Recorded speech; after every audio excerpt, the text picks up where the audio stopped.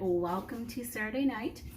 I wanted to go ahead and do this live with you all tonight because it's a special day. It's my dad's 85th birthday today, and my mom, who's 84 and recovering very nicely, I might add, from knee surgery, asked me if I would make lasagna for my dad's birthday tomorrow. So I'm going to go ahead and do that, and I just thought it would be kind of a fun thing to do live. God only knows what this will turn out like, and it probably won't go too terribly long, but I just wanted to just come in. I make everything now gluten-free because I'm gluten intolerant. I grew up with food allergies, so it doesn't surprise me that that would happen later in life.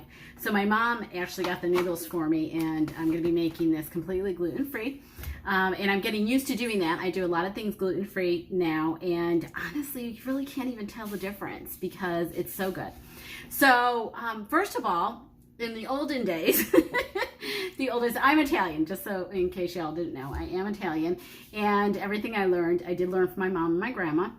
And in the olden days, when we had ricotta cheese, we would strain it so that we could get the extra moisture out so that it would not actually, make the lasagna too watery or soupy. Oh, and by the way, we do not use cottage cheese. That's like sacrilegious to Italians. We don't use cottage cheese.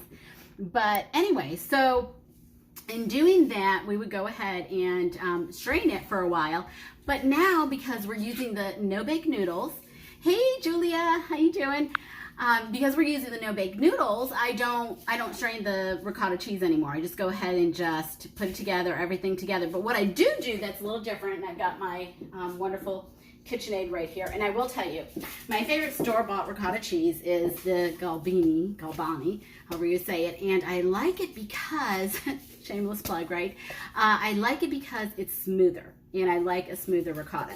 But what I do with my ricotta cheese before I even add it to the lasagna layers is I like to do a little bit of, if you can see it, a little bit of garlic sauteed. Make it a little crunchy, make a little bit of garlic, and put it in the mixture beforehand. I like it because it gives it a little extra flavor and a little extra oomph. So when I have time and I'm not crunched for time, I go ahead and I always do it that way. Now, you always need a couple of eggs too with your ricotta mixture. So I've got my 2 eggs already. I'm going to put that in there. And I like to mix it with the blender. It just makes it easier. And then you're going to need a whole bunch of, guess what? Yes, Parmesan, Romano, Reggiano, whatever you want to use type of cheese. So we add this in. I'm going to add a bunch of that. And then what I'm also going to add is a little bit of salt. I like cooking with kosher salt and specialty salts. I don't know how everybody else does it, but that's how I like it. And I don't tend to measure everything. My hand is oftentimes my measuring spoon. So that's what I do when I'm cooking. It's just, I figure if you cook from the heart, do you really need to measure stuff? Probably not. And a little bit of black pepper, not too much black pepper, maybe about a teaspoonful, maybe if that, of black pepper. So we're going to go ahead and we're going to mix that up. And while that's mixing up, I'm going to go ahead and get my layers started. Now, making lasagna and putting it together is not hard. Let me go ahead and get that started, make sure it's mixing okay. It is. So it's just about putting it together. I made the sauce last night, and I like to make the sauce beforehand if I can, so that way it can sit overnight and just marinate in its own juices. And then for tomorrow, because there's just going to be me, my son, my mom, and my dad. My brothers are back in Texas, so I'm going to make everything in this casserole dish, and then I'll probably make a side one for me and my son as well. But I'm making it in a deep casserole dish. I like to use a deep casserole dish because I like to have at least 3 good size full layers in my lasagna. And this is just going to be a cheese lasagna, not a meat lasagna. If we're going to make a meat lasagna and have a meat sauce, I probably would have added ground pork, ground beef, and a little bit of sausage ground up too, to give it a little extra flavor. So we're going to go ahead, I'm going to speed that up a little bit so it mixes a little faster. And while that's happening, I'm going to bring my sauce over, and I'm going to go ahead and I'm going to find the spoon I'm looking for, and I'm going to layer the bottom of the pan with sauce. And the reason I'm doing that is because I'm going to be putting my noodles on top of it, and I don't want my noodles to stick. So the sauce, plus since they are no-bake noodles, the sauce will go ahead and help those to cook better as well. Now, one really nice thing about lasagnas and that I love about making lasagna is you don't have to always prepare it that day. You can prepare it the day before, you can prepare it the week before and freeze it. What you don't want to do with lasagna is you don't want to cook it and then freeze it. Because what happens if you do that is it dries out really, really bad. And you don't want to dry out your lasagna. Nothing worse than a dried out lasagna. So you want to go ahead and make sure that if you are going to cook it ahead of time or make it ahead of time, just freeze it. And I have done that so many times when I've had a party coming up or a special occasion and I'm going to serve lasagna and I know I'm going to be crunched for time. I will make it ahead of time on my schedule. Put some parchment paper or wax paper over it, put foil over it, put it in the freezer, and it's fine. Again, just don't cook it before you freeze it, because then you take it out and you freeze it and it is fantastic when you cook it. So so you want to make sure that you do that. So I have my first layer with my noodles, and now what I'm going to do is I'm going to take this over here, lift this up. There. Gotta feel like Rachel Ray. And except her kitchen's probably much bigger than mine. I'm gonna go, and you know what's nice about mixing it like that too? It actually has a fluffy, light texture now. So when you put it in your pan and when you start layering it, it's a nice, fluffy, almost like a mousse, which is really, look at that. When it comes up, you can just hear it's just a very light, moussey texture, which is lovely. I like that. So we're gonna go ahead, we're gonna do this, and then tomorrow you're actually gonna see the finished product when I take it to my mom and dad's, because that's when I'm gonna cook it. Not gonna cook it today. I'm gonna put it in the refrigerator because it'll be fine overnight. Again, you know, great cook ahead type of meal. So, which is one of the many reasons I love it. So my mom said, will you make lasagna? I'm like, absolutely. Are you kidding me? Love to. I haven't made lasagna in a while either. So doing this. Okay, so I've got my first layer of ricotta cheese on here now. See? Oop! It's sliding around. So I have my first layer of ricotta cheese now. Let me spread that out a little bit. And now what we're going to do is we're going to put some mozzarella cheese, which I shredded. Oh, and let me also say that I like to use whole milk ricotta, and I like to use whole milk mozzarella cheese. And I shredded it earlier today, and I like to use the same brand, but you know, any brand really will work. But I do like to use the whole milk. I think that using the whole milk is the way to go, because hey, you know what?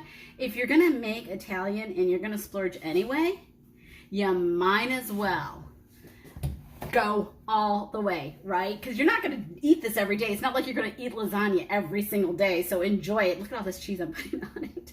I asked my son the other day, I said, do you want meat lasagna? Because Grandma asked me to make it. Or do you want cheese? Like, cheese, Mom, cheese. And I was like, okay, cheese it is.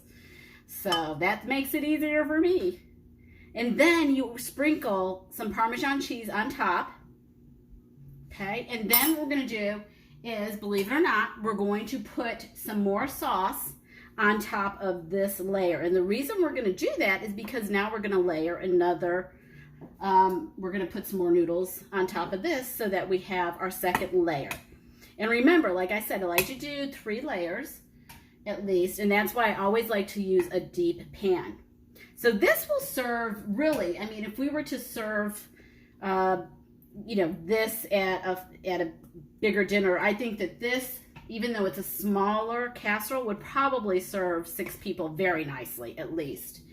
Because you're also going to serve other things with it, right? I mean, you're going to serve salad, you're going to have garlic bread, you're going to have probably a meat, maybe meatballs or sausage or, you know, whatnot, if you're going that route. So definitely a good meal to have. And this is definitely enough. And I like to break the noodles because we have to line the noodles here too.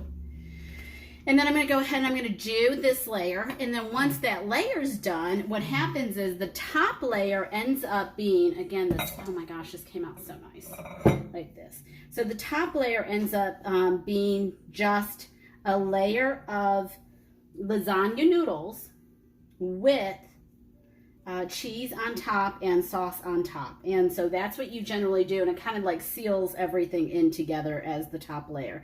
You don't generally do a top layer of ricotta cheese. At least that's not how I was taught to do it. I mean, I guess you can do it however you want to do it, honestly, and you can put whatever you want in it. I mean, I have made white lasagnas, I've made lobster lasagnas, I have made seafood lasagnas and vegetarian lasagnas. I even made lasagna one time before they came out with the good lasagna, gluten-free lasagna noodles. I made a zucchini lasagna, and that came pretty good.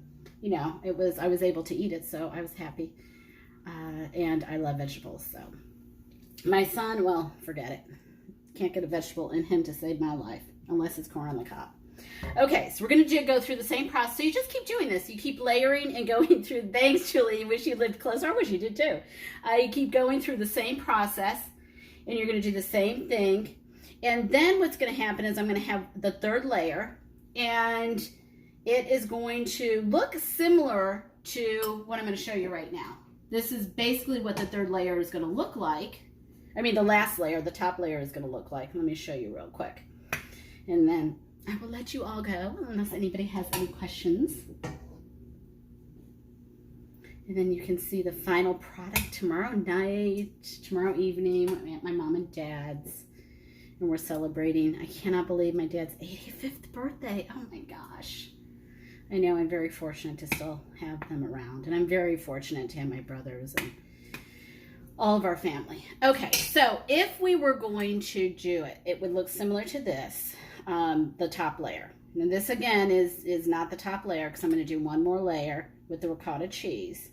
And then I'm going to have, and that's why I'm saying this would easily serve 6 people, and probably even eight people really when you think about it, because the layers are so thick and so big. But this is basically similar to what it's going to look like in the end result and product.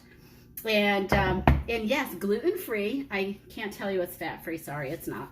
But it is gluten-free, made with, you know, whole milk ricotta cheese, whole milk mozzarella, and the sauce that I made last night. So I hope you guys have a great Saturday evening. I'm going to finish up my lasagna, and then I'm going to take off and relax for the evening. Thanks, Julia. I will definitely let him know. Y'all have a great evening. Bye. Ciao.